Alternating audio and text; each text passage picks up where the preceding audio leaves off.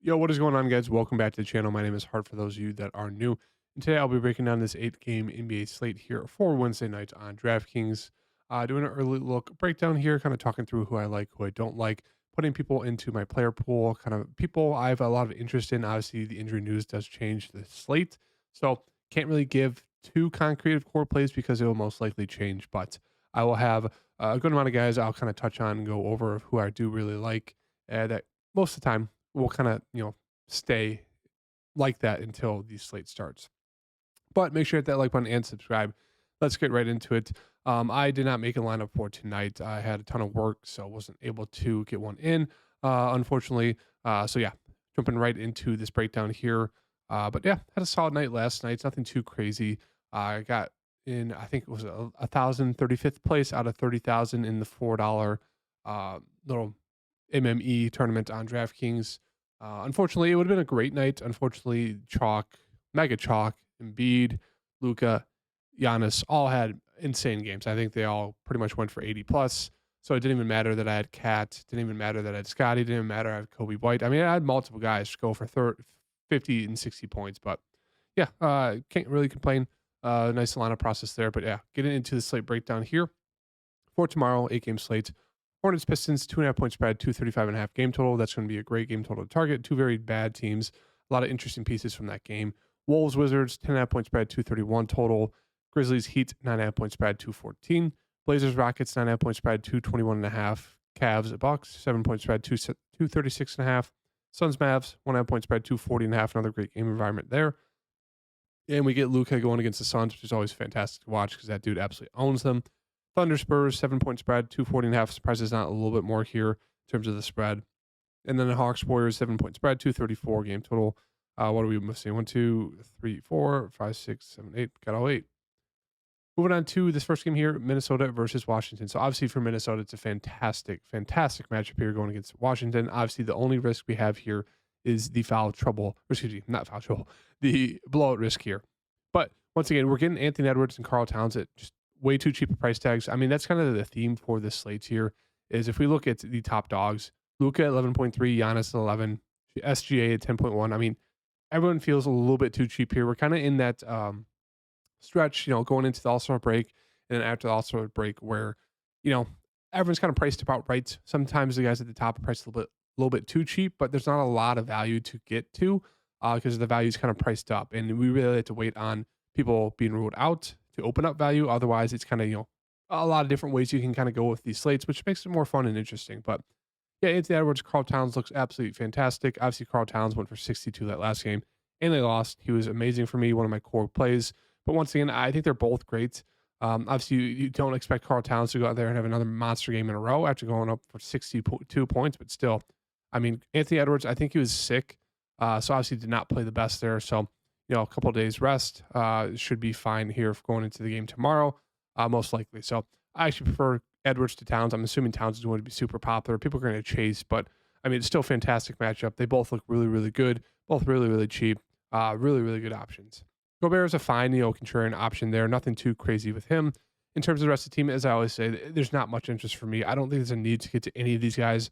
I mean, sure, if you land on them as the last pieces in, they could have the upside, Conley and Reed, but otherwise, it's just very, very risky going to anyone else here. McDaniels has seen a ton of minutes, but his production's way, way over the board, all over the place. So 4.8 for him is not the best. NAW was chalk the other night, but 4.2 for him and 4.1 for Kyle Anderson is just not the best there. I mean, if you're looking for cheap value, sure, Kyle Anderson, you can maybe force him in, but that's really it. Moving on to the Washington side here. If they keep this game close, it's going to be because of Kuzma. His prices come down, so I do have some interest in him. Always have interest in Tyus. It's just, as you can see, 41.5, game before that 26.5, then 35, then 44, then 26, then 23.5. I mean, it's all over the board, especially with blowouts. It really hurts his upside, so I think he's a fine play there in the mid-range. Same thing with Denny. He can have upside here and there. You're not getting great plays there for their price tags, though. Gafford, I do have some interest in him. If he sees 30, mid-30s minutes, 5.8K, they'll need his height going against Gobert and Cat. So I think he's a solid option, probably the best option besides Kuzma here on this team. Poole has that GPP upside, but still, I mean, just look at this dude's box score. You're literally throwing a dart. So that's my thoughts there. Bagley, moved to the bench there, played 18 minutes. Obviously, if there's foul trouble, he should see some more runs. So I think it's a fine play. Nothing too crazy there. That's really it. I mean, they'll dust off some Wright, some Kispert, some Shamit if you're really looking to get, freaky on the slates. But I don't think there's a need to get to any of those guys. Moving on to Charlotte versus Detroit. Another fantastic game environment here. Going to be a super popular team, Charlotte to stack just because they did trade Terry Rozier. So that obviously loses a ton of usage, one of their best guards. So LaMelo Ball, I expect him to be full to be chalk, but for good reason. Minutes limit looks like it's gone. I mean, we know he has triple-double upside, so he looks like a very, very, very good and solid play there. Moving on to Miles Bridges here. I think he's coming at a too cheap a price tag. I mean, look at the minutes the past few games. 39, 40, and 40. I mean, he shot it 15, 22, and 23 times. I expect kind of the same usage. So once again, I think he looks like a very, very good player against Detroit. No Terry, no Hayward right now. I expect Brandon Miller to be in the starting lineup. He should see mid-30s minutes unless there's foul trouble. And he's been really, really solid the past 3 games, as you can see. I mean, he should take another step up, kind of being that guard that they did lose with Terry Rozier. So a lot of interest here with the Charlotte side. PJ Washington, another very interesting play. Only shot it 7 times, which is very frustrating there, but still was able to go for 30 fancy points. I expect him to shoot the ball a little bit more, come in at a very cheap price tag. And then if Richards plays here, I don't mind him at 5.2. I think he's kind of like the last piece in for me. I mean, he's got some good upside there if he can stay out of foul trouble, mid-20s, even to the 30 fantasy point range. So he's there. I mean, that's really it. I don't expect nothing too crazy in terms of value here. I mean, Smith Jr., McGowns, they'll kind of split that guard run between, Rozier getting ruled out. But I expect them to start LaMelo, Bridges, Miller, Washington, and then probably Richards. Obviously, we do have some Caleb Martin. I think he'd probably be my favorite, Cody Martin. That'd probably be my favorite value play there. He's been seeing solid run. Obviously, not the best shooting right now, but still, I think he can get better at that. So he's probably my favorite value play on the Charlotte side. For Detroit here, Cade is questionable. It looks like he should be good to go. I'm assuming he'll be on some sort of minutes limit. With him back, it does hurt the upside a lot of a guy like Ivy and all these other guards. I'm more so of a stay away with, Cade back. If there's no minutes limit, obviously Cade looks great, but even with the minutes limit, I just think it's not enough upside for guys like Ivy, Burks, even Killian Hayes to kind of, pay off. So I really just stick with Duran and Bogdanovich as my 2 favorite plays here. I mean, they both should see really, really solid run. Bogey's minutes have been a little bit all over the place recently. Not the best, but still going to be their best shooter, best scorer. And then Duran, it's just minutes, right? If you can see 30-plus minutes, we know he's monster upside. So I think those are my 2 favorite plays there on the Detroit side. Moving on to Memphis here, as I always say, with Memphis, if they're going to keep this game close, it's going to be because of Triple J.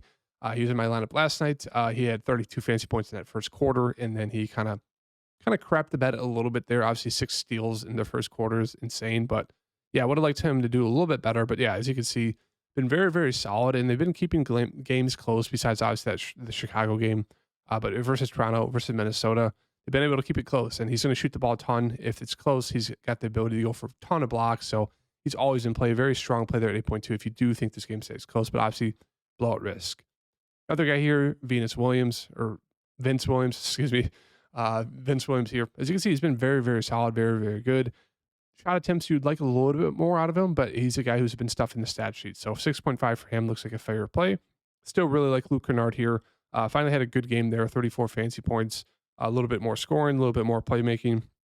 And that's kind of the Luke Kennard you can get, mid-20s, or he can go for 30-plus. So once again, I do think he's a little bit too cheap here at 5.5 as kind of their main offensive threat besides Triple J. Tillman, he'll see run against Bam, but his minutes are kind of a little bit over the board. Santi's out, D-Rose is out. So we'll get guys like Roddy, Jackson, Conchar, Williams, Gilliard. They'll kind of spray all those guys out there. As you can see, there's a ton of guys out right now. So they're very short-handed, kind of like a nine-man rotation. So you can definitely take shots on these value guys. I think GG is probably the best scorer, but obviously very, very all over the board in terms of his offensive production. Roddy is probably the safest. Conchar has been been picking up a little bit recently. I mean, 5 blocks for a guy who's 6'5". You can't really trust that.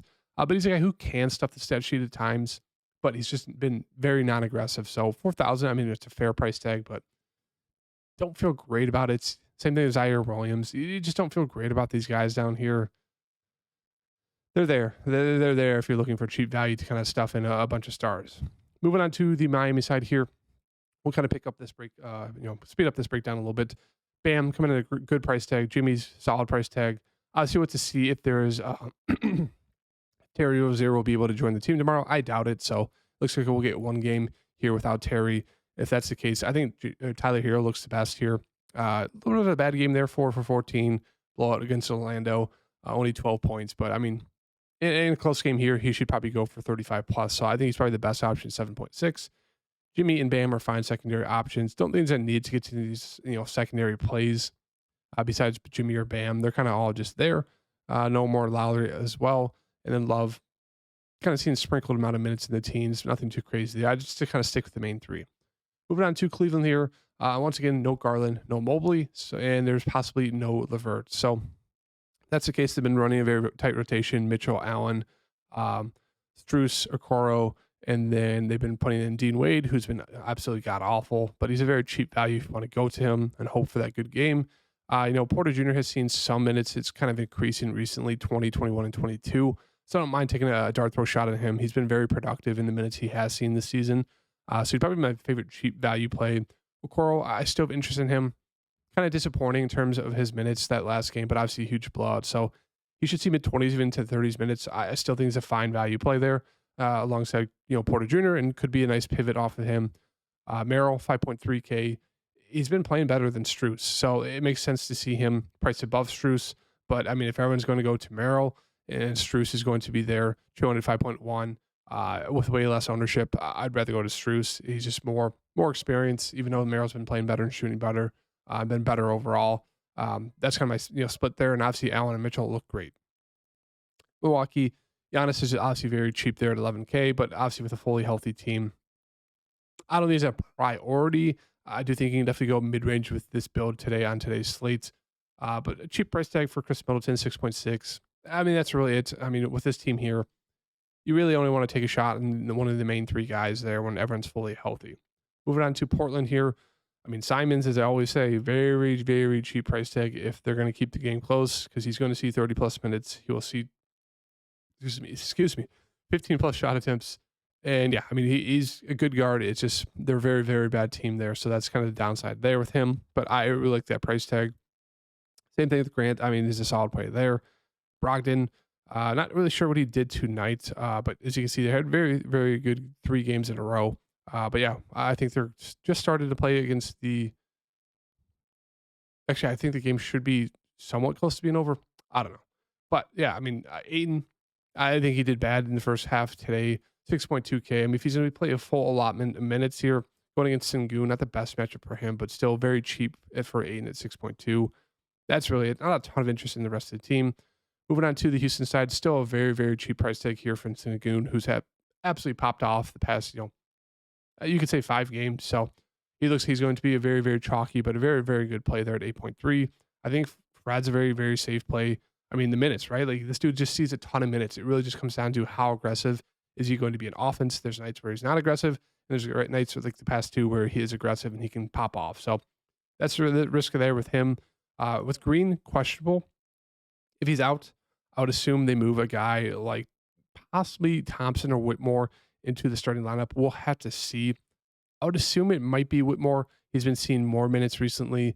I think it'd be an okay value. I still think I'd rather get to the value on a team like Memphis, just a little bit safer in terms of their value. But we could definitely get value there. But obviously with the offense here for the Rockets, it's going to be Van Fleet. It's going to be Sengun. And then you guys still got a guy like Jabari Smith there who should shoot the ball more. And as you can see, if he's aggressive and shoots 15 times, I mean, he's in line to have a really, really good game because he's got that double-double upside. It's just when can those games happen? You never know. That's the risk with him there. But yeah, I think it kind of goes top down in terms of my interest there. Sengun, Van Fleet, Jabari. And then in terms of the value, maybe some Thomas or Whitmore, whoever starts for Jalen Green. But if Jalen Green's good to go, not a lot of interest in the rest of the team. Moving on to Phoenix here. Cheap price tag for Durant, Booker, and Beal. But obviously with all 3 of them in, I'd really only get to Durant or Booker. They're kind of just the safe plays there. Beal, fine. Nurkic, I think, is a very strong, contrarian option if you're looking for, a solid play in GPPs, who does have 40-plus upside. He is there. That's really it. I mean, Allen, if you want to get risky, you really need him to hit his shots, his threes. Otherwise, a little bit too pricey for his usage there. That's really it. In terms of, value, Eubanks is there. But otherwise, I mean, you're not getting much offensive ability out of anyone else besides the main three. Moving on to Dallas here, obviously the big news is Kyrie and Luka. If they're both out, obviously it really sours the interest in guys on Phoenix, and then it's really going to sour the interest in guys in Dallas in terms of like kind of like the main plays. We could obviously take shots on the cheaper guys like a Hardy, like these younger guys. But for right now, I think Luka should probably be good to go. I mean, he loves playing against the Suns. We know what he does to the Suns. And then Kyrie, they said he should not miss time with that thumb injury unless something's changed over the past 24 hours. He should be good to go as well. With that in mind, I think I'd rather get to Luka. Kyrie would be a very, very contrarian option, which, I mean, we know the upside of the Kyrie has been pretty solid, as you can see, alongside Luka. Obviously, these 3 games here, I think Luka is out. So, yes, he had to do more, but he still has, massive upside with Luka there. So, I think it's a very interesting contrarian option on the slate today. But obviously, Luka's Luka. In terms of the rest of the team, that's really it. I think Lively is probably the most interesting besides that because he's a very productive player at times. So, if you're looking for a cheap center value, he is there. Moving on to OKC here versus Spurs. Obviously, with this game, it just comes down to blowout risk. Like, can they keep this game close? The Spurs, who knows? But SGA, very cheap price tag for him. Same thing with Chet. I really like both of them. Jalen Williams has just been insanely efficient. Can't blame him if you want to go there. Giddey, as I always say, very, very strong GPP option, but also very risky. And that's really it in terms of value. Joe, Wallace, Wiggins, Micic, Kendrick Williams, they're all going to get some minutes, but nothing too crazy there. Spurs side, obviously, a very cheap price tag here for Victor if he does suit it up here for tomorrow, which he should. He had a rest night tonight. But yeah, I mean, the dude's been insanely efficient in a small amount of time, not even playing 30 minutes, and this dude's been averaging pretty much like 50 fantasy points per game. So insane stuff from Victor there. And it's the Victor versus Chet matchup there. So that's nice to watch. In terms of the rest of the team here, people are kind of priced up. I mean, Trey Jones is questionable here. If he misses, expect a point Sohan, which is absolutely disgusting. Not excited for that. Zach Collins is probably the only other interesting play I have interest in here for this Spurs side. I mean, the offense is going to go through Vassell and Wemby. So if you want, go to 2 guys, they're there. Sohan's a fine secondary option. And then Keldon Johnson off the bench, been very hit or miss. Just don't love a lot here for the Spurs side, besides maybe taking a shot on Zach Collins there. Should see, mid-20s minutes. Can be productive, even though he hasn't been productive recently. Then moving on to the last game here, Atlanta versus Golden State. Trae Young is out, so expect, DeJounte Murray to pick up a ton of ownership, which makes sense because he's going to be playing close to 40 minutes, and he has a huge upside there. So really like him. He's going to be super popular alongside LaMelo and Sengun. Jalen Johnson, I think, is a very strong play there. We know the upside with him. It's nice to see him shoot the ball a ton too, with no Trae Young, 14, 16, and 18. So really like him there at 7.2. Baggy, you expect more playmaking from him, even though he's been very scoring dependent recently. No Trae Young, he should have the ball in his hands more playmaking ability, more shot attempts from him. So really like those 3. Then Clint Capella is a fine mid-range play. Nothing too crazy there. But, he could lose some minutes to Golden State going small. No Hunter, so Bay should see a decent chunk of minutes, probably, 30s, mid-30s. I think it's a fine play, actually, at 5.1. Hasn't been great offensively, but 5.1 should see 30-plus minutes. I think that's interesting. Then Okongwu should see mid-20s minutes, could get extended if there is foul trouble, or if, the Golden State Warriors decide to go small. Okongwu is probably going to be the better option than Capella. And then moving on to Golden State here, obviously very cheap price tag for Steph. I mean, no one really likes playing the Golden State guys this year just because they've been god-awful, but we know the upside there with Steph and Clay. You can't really write them off at GPPs because of their shooting ability. Pods is questionable. I want to see what the starting line is going to be. It's probably going to be Steph, Clay, Draymond, and then I'd probably Kuminga. With that in mind, I really have a ton of interest in Steph, Clay, and then Dre. I don't know if I have a ton of interest in the secondary options like a Kuminga, like a Wiggins, like a Saric off the bench, even a Trace Jackson Davis. It's just all the usage is going to go through Draymond, Clay, and Steph. Sure, a guy like Kuminga or Wiggins can have a good game off the bench, even a Saric, but still, I think it's a little bit risky here. It's more so just wait and see approach and who they're going to start, especially if Pods is back. Going to kind of muddy the waters in terms of the guards and just a lot of just gross and disgusting plays. So right now, I'm just sticking with Steph, Clay, and then Draymond, who I do really like there at 5.8. Should be fully conditioned here. Played 24 minutes in that game on the 15th. I expect him to play hopefully close to 30, if not more, here for this game tomorrow. But that is the slate breakdown. As I said, there's a lot of chalk, so I'll kind of filter these guys out. But DeJounte Murray going to be massive chalk. Same thing with Sengun And then same thing with LaMelo Ball. I think those are three great starting points. 4.7K, not a lot left to kind of get different to kind of avoid the massive chalk there. So if you wanted to pivot off those guys, you could definitely pivot off those guys. So like for the point guards in that 8.4K range, you can definitely pay up. That's one way to get different. Or if you wanted to pay down, I mean, you can get to Anthony Edwards there at 8.7. I really like that. You can pay down for Tyler Hero, which I don't mind. I think similar upside. Same thing with Van Fleet. If you want to get super risky, you can definitely go to like a Simons or Beal. So there are options. You got Vassell there. So a lot of interesting plays. But yeah, that's the breakdown. Hope you guys like the video. Hit that like button. I'll see you guys next video. Peace.